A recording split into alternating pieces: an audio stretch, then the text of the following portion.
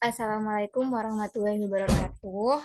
Kami dari kelompok 1 akan mempresentasikan terkait laporan studi kasus manajemen PT Garuda Garuda Food Tbk. Sebelumnya, kami akan memperkenalkan diri terlebih dahulu. Saya sendiri Rohimatus Saleha dengan NIM akhir 098. Saya Selviatul Hasana dengan NIM akhir 031. Saya Hikmah Komarunisa dengan NIM akhir 094. Saya Alvita Putri Azhara dengan NIM akhir 106.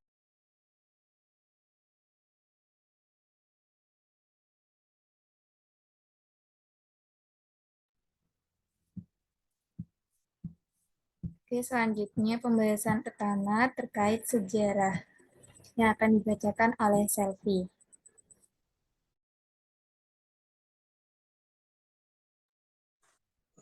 Pada tahun 1958,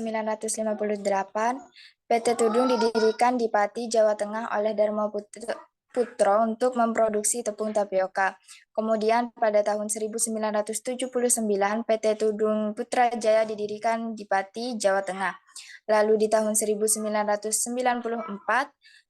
PT Garuda Putra Putri Jaya didirikan di Pati, Jawa Tengah untuk memproduksi aneka kacang bersalut. Lalu pada tanggal 10 Oktober 2018, melantai di Bursa Efek Indonesia di tahun 2019, meluncurkan Coklat Dilan. Di tanggal 14 Oktober 2020 membeli 55% saham PT Mulia Boga Raya Tbk. Kemudian pada tahun 2022, Hormel Foods International Corporation menjadi investor strategis minoritas di Garuda Food. Untuk visi dari Garuda Food sendiri yaitu memuaskan konsumen melalui produk-produk makanan dan minuman yang inovatif. Lalu untuk misinya, kami adalah perusahaan yang membawa perubahan dengan menciptakan nilai tambah bagi masyarakat berdasarkan prinsip saling menumbuh kembangkan. Untuk tujuan dari Garuda Food sendiri yaitu menciptakan nilai tambah bagi masyarakat dengan prinsip saling menumbuh kembangkan, lalu menjadi pemimpin dalam industri makanan di Indonesia. Untuk nilai perusahaan sendiri, yang pertama, mentalitas dasar, kemudian yang kedua, sikap inklusif, yang ketiga, pelayanan kepada stakeholder, yang keempat, berpikir kreatif dan inovatif, lalu yang kelima, perbaikan berkesinambungan.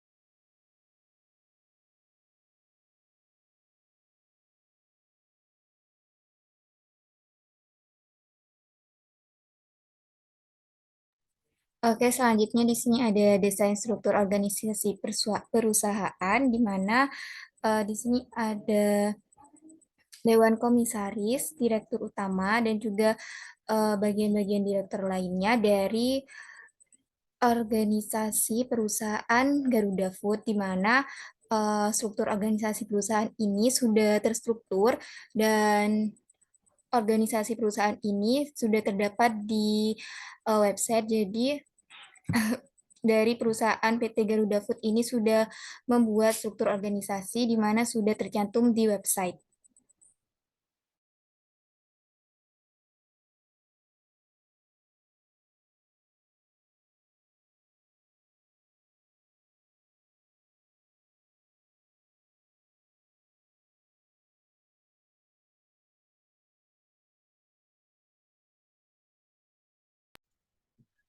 Selanjutnya terdapat desain lini PT Garuda Food Tbk.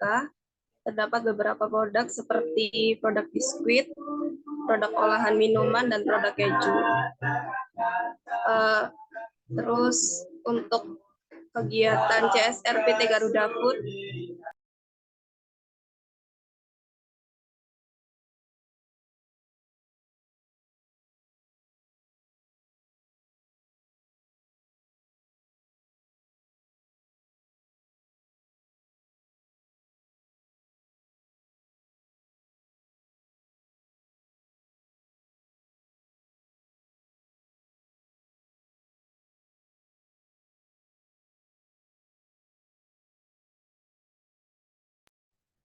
Maaf, saya ulang. Selanjutnya terdapat desain lini bisnis PT Garuda Food Tbk.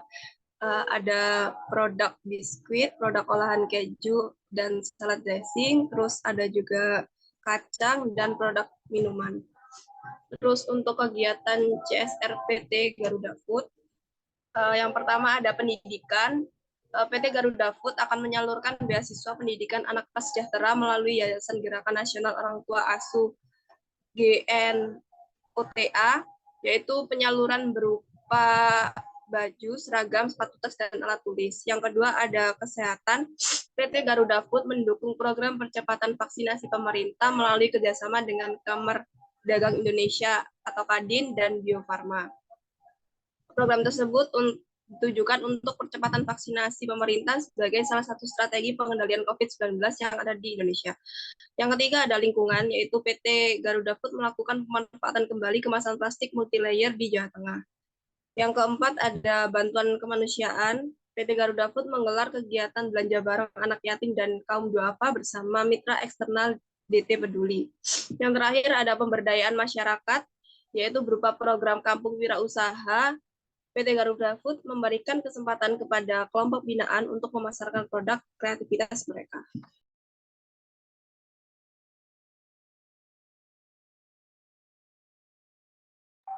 Selanjutnya, evaluasi pemasaran produk. Di sini kami memilih produk Coca-Cola Stick, di mana dalam pembuatan di sini menggunakan analisis conjoint dengan menentukan variabelnya terlebih dahulu atau faktor-faktor yang menentukan preferensi konsumen, di mana di sini ada 4 atribut dengan 3 taraf masing-masing dapat dilihat.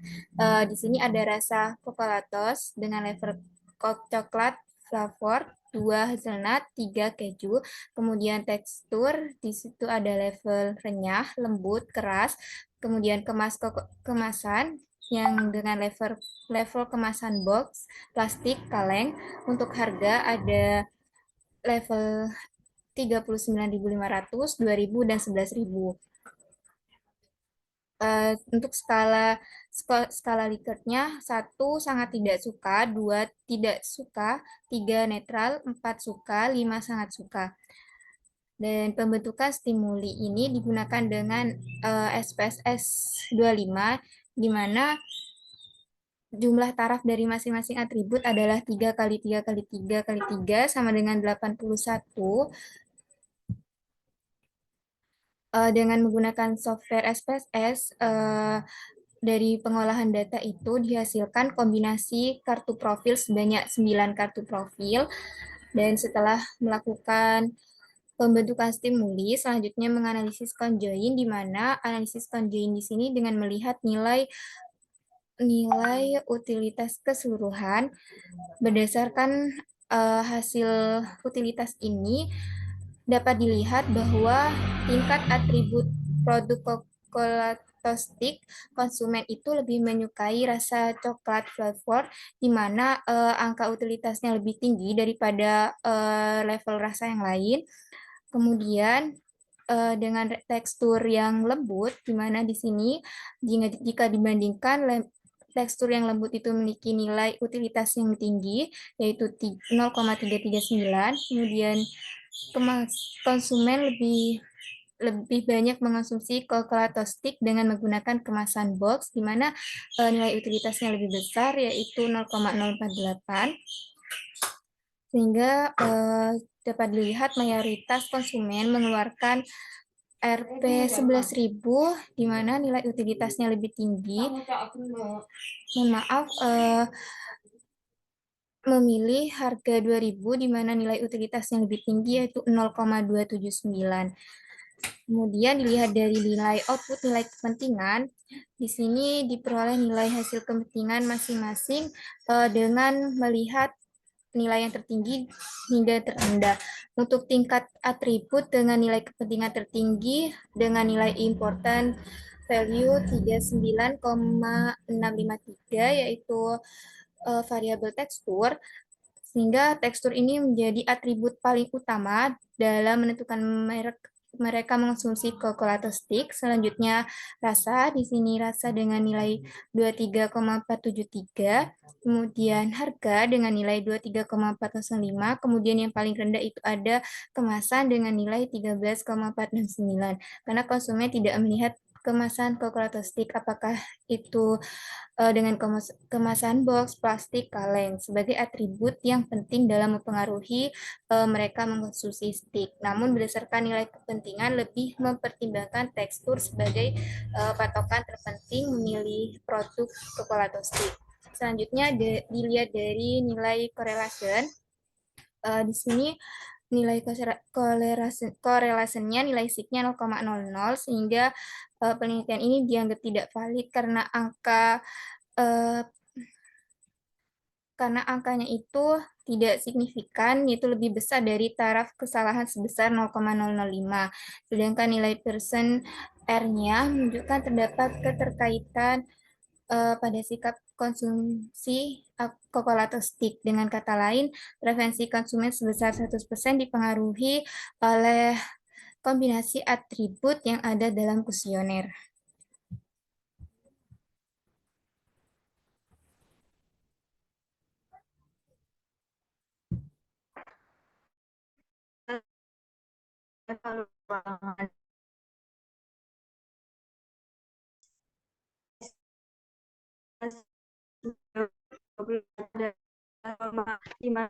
dan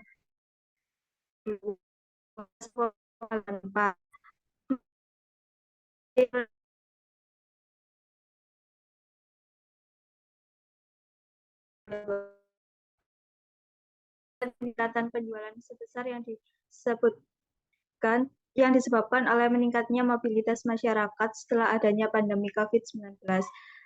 Selanjutnya ada quick ratio 2021 ada 0,90 dan 2022 0,89. Quick ratio ini mengalami penurunan sebesar 0,01 yang disebabkan oleh turunnya aset lancar, persediaan, dan turunnya utang lancar. Kemudian cash ratio pada 2021 ada 0,50 dan 2022 ada 0,58. Pada tahun 2022, rasio kas dari PT Garuda Food mengalami kenaikan sebesar 0,08 yang disebabkan oleh kenaikan kas yang disebabkan karena adanya tambahan hutang baru untuk investasi perseroan. Kemudian ada rasio solvabilitas. Yang pertama debt to asset ratio 2021 ada 0,55 dan 2022 ada 0,54. Penurunan kemampuan sebesar 0,1 dibandingkan dengan tahun 2021 dikarenakan pada tahun 2022 terjadi peningkatan total aset yang tidak seimbang dengan kemudian 2022 ini terjadi penurunan kemampuan sebesar 1,64 dibandingkan dengan 2021. Kemudian ada rasio probabilitas. Yang pertama net profit margin yang pada tahun 2021 sebesar 0,055. Pada tahun 2022 0,049. Pada tahun 2022 ini mengalami penurunan sebesar 0,006. Meskipun demikian, laba bersih dari perusahaan tergolong meningkat banyak. Peningkatan laba ini disebabkan adanya peningkatan penjualan. Yang selanjutnya adalah return on asset pada 2021 sebesar 0,093 dan 2022 sebesar 0,092. Berdasarkan tabel di atas diperoleh bahwa terjadi peningkatan aktiva usaha dan laba bersih. Peningkatan laba ini disebabkan adanya peningkatan penjualan. Kemudian yang terakhir ada return on investment pada tahun 2021 sebesar 0,72 dan 2022 sebesar 0,71. Di sini terjadi peningkatan laba sebelum pajak. Peningkatan ini disebabkan karena adanya peningkatan penjualan, sama halnya dengan modal yang mengalami kenaikan dikarenakan adanya peningkatan penjualan.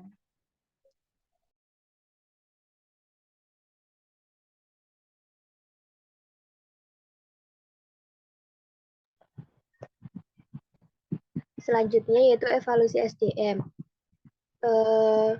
Evaluasi SDM itu dari testimoni dari pegawai PT Garuda Food. Yang pertama yaitu ada Agis Gilang Setiawan sebagai manajemen trainer manufaktur. Pengalaman yang didapatkan secara garis besar ada 3 hal, yaitu yang pertama, Agis sebagai seorang pegawai dapat memahami bahwa dalam proses produksi tidak pernah dan tidak ada kendala. Lalu yang kedua, Agis sebagai pegawai juga belajar memposisikan diri sebagai orang baru dan orang yang lebih muda daripada seniornya, sehingga dia belajar untuk memposisikan diri, tidak menyinggung perasaan para senior, dan bagaimana cara menyampaikan pendapat agar bisa diterima. Lalu yang hal ketiga yaitu pengalaman dia memanfaatkan kemampuan teknikal yang dia punya saat kuliah. Sedangkan benefit yang didapatkan yaitu berupa gaji pokok, gaji tunjangan, dan tunjangan tempat tinggal. Dan untuk angkanya sendiri cukup besar untuk posisi ini sebagai seorang fresh graduate. Selain itu, kita juga disediakan makan 1 kali untuk tiap shift-nya. Kemudian benefit lainnya mungkin karena kita belajar bekerja di industri makanan, jadi sangat normal jika di kantor selalu disediakan produk-produk makanan dari perusahaan sendiri. Lalu yang kedua yaitu Neisha Isni Bilkis sebagai manajemen trainer juga. Pengalaman yang didapatkan pegawai pada pertengahan Maret 2022 dan sudah terhitung 1 tahun bekerja sebagai manajemen trainer di Garuda Food. Di angkatan ini dia dikontrak selama 4 tahun, 2 tahun pertama sebagai manajemen trainer dan 2 tahun selanjutnya sebagai penempatan. Selanjutnya, benefit yang didapatkan ketika bekerja di PT Garuda Food, yaitu perusahaan memiliki tingkat kualitas yang loyal dan royal terhadap karyawan. Mereka berhasil menciptakan lingkungan kerja yang enak dan nyaman untuk memulai karir. Gaji pokok yang diterima sebagai manajemen trainer di atas UMR Jakarta. Selain itu, ada beberapa tunjangan lain seperti bantuan kos hingga asuransi yang sangat membantu. Lalu pengalaman yang ketiga yaitu pengalaman karyawan pada bagian sales dan marketing departemen. Pengalaman yang dirasakan oleh karyawan saat bekerja di bagian sales dan marketing mempunyai teamwork yang solid sehingga bisa saling melengkapi dengan proses PDCA atau Plan Do Check Action. Selain itu juga melakukan evaluasi rutin dengan tim SGA atau Small Group Activities untuk menghasilkan kesepakatan tim bersama untuk dijalankan dengan sepenuh hati full team. Hasil ini membuahkan hasil yang kreatif dan inovasi bagi semuanya untuk mencapai perubahan yang baik untuk mencapai tujuan target sales yang ditetapkan. Jadi kesimpulan dari 3 testimoni yaitu diketahui dari hasil testimoni berdasarkan pengalaman bekerja di PT Garuda Food, maka dalam proses produksi pastinya terdapat kendala, dari mulai proses mengunjungi beberapa perusahaan dan pengalaman ketika sudah terjun langsung ke industri, bahkan pada saat memposisikan diri dengan senior. Kemudian benefit yang didapatkan dari PT Garuda Food sangat menguntungkan karena gaji yang diberikan dan juga tanggungan makan karyawan yang selalu terpenuhi. Karena kantor selalu menyediakan beberapa produk-produk makanan dari perusahaan tersebut. Selain itu juga terdapat beberapa tunjangan yang didapatkan karyawan. Perusahaan PT Garuda Food ini juga membantu karyawan untuk selalu menerapkan sistem evaluasi dan bekerja sama antar tim. Selanjutnya, kesimpulan berdasarkan analisis terhadap PT Garuda Food, sebuah perusahaan multinasional yang didirikan pada tahun 1958, dapat disimpulkan bahwa perusahaan ini terus tumbuh dan berkembang dengan banyak produk dan cabang. Mereka memiliki visi, misi, dan tujuan yang jelas, serta nilai-nilai perusahaan yang diimplementasikan dari berbagai aspek.